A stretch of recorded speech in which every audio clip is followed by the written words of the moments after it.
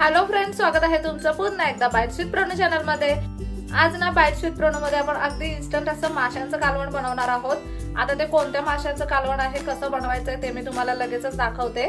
आता इथे हा ना कर्लीचा मासा आहे। कर्लीच्या माशाची आपण डोकी घेतलेली आहे आणि ना मागचा भाग घेतलेला आहे, त्याचा आपण कालवण बनवणार आहोत। हा जो माशांचा मधला भाग आहे ना कर्लीच्या माशांचा, तो आपण मस्त असा फ्राय केलाय। फ्रायला ना हा मधला भाग खूप जास्त छान लागतो।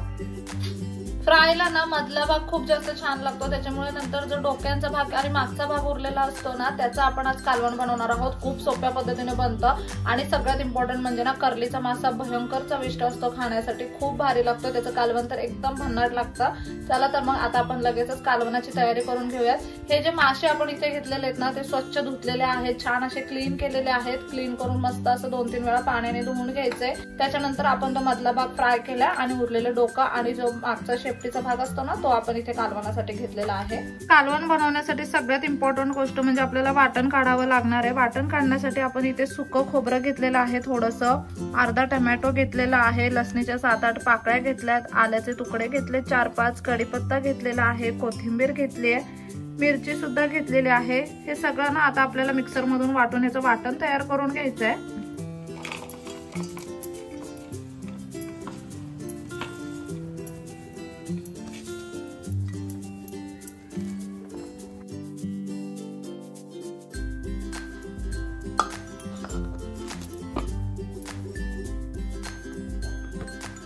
ते तुम्ही पाहू शकता, मस्त असं हे वाटण तयार झालेलं आहे। वाटण काढताना तुम्हाला जर थोडंसं पाणी टाकावं लागलं त्याच्यामध्ये तर तुम्ही ऍड करू शकता। आता कालवण तयार करण्यासाठी इथे आपण एक कढई घेतली आहे। कढईमध्ये तेल टाकून घेऊयात। भरपूर असं तेल टाकायचं कधी पण मच्छी बनवताना।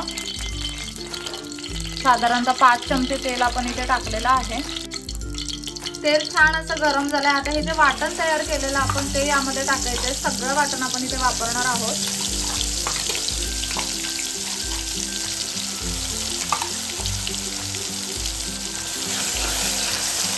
आता हे वाटण ना आपल्याला तेलावरती खूप छान असं परतून घ्यायचंय। पूर्ण कच्चेपणा निघून गेला पाहिजे वाटणाचा। अगदी व्यवस्थित असं वाटण आपल्याला हे तेलावरती परतून घ्यायचंय। मीडियम गॅसवरती हे वाटण आपण तेलावरती परतून घेणार आहोत, साधारणतः 5 ते 7 मिनिटांसाठी। इथे तुम्ही पाहू शकता, साधारणतः 4 ते 5 मिनिटांना हे वाटण आपण तेलावरती छान असं खरपूस परतून घेतलंय। वाटणाला ना असं बाजूने तेल सुटलं ना की समजायचं की वाटण छान असं खरपूस परतलं गेलंय।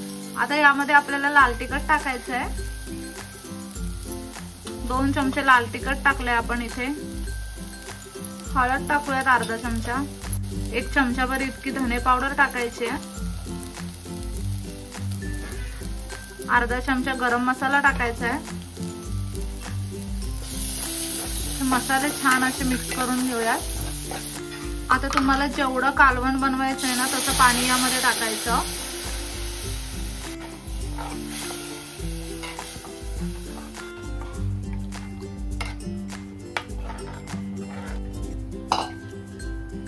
भातासोबत खाण्यासाठी आपण हे कालवण बनवतोय, त्याच्यामुळे अगदी भरपूर असं सार बनवायचंय आपल्याला। त्या अकॉर्डिंग यामध्ये पाणी टाकून घेतलंय आपण।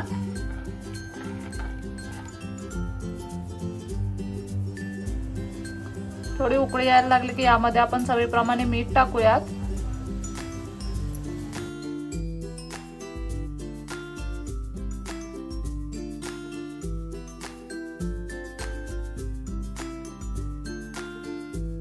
यामध्ये ना अलगद हे मासे सोडायचे।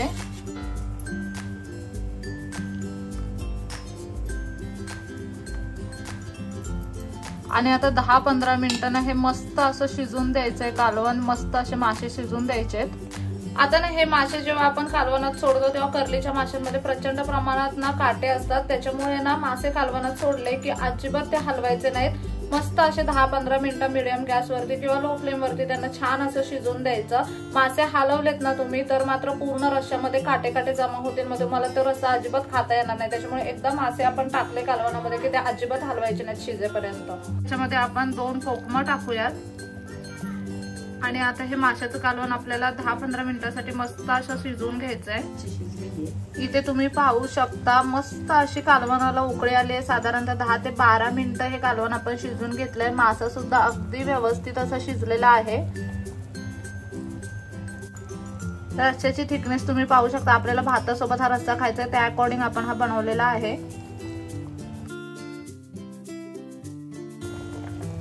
ह्याला ना मस्त अशी छान उकळी आलेली आहे। आता याच्यावरती आपण कोथिंबीर टाकूयात आणि मग हा रस्सा खाण्यासाठी तयार आहे। आता आपण इथे गॅस बंद केलेला आहे।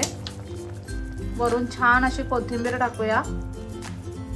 अगदी गरमागरम असं हे कर्लीच्या माशाचं कालवण खाण्यासाठी तयार आहे।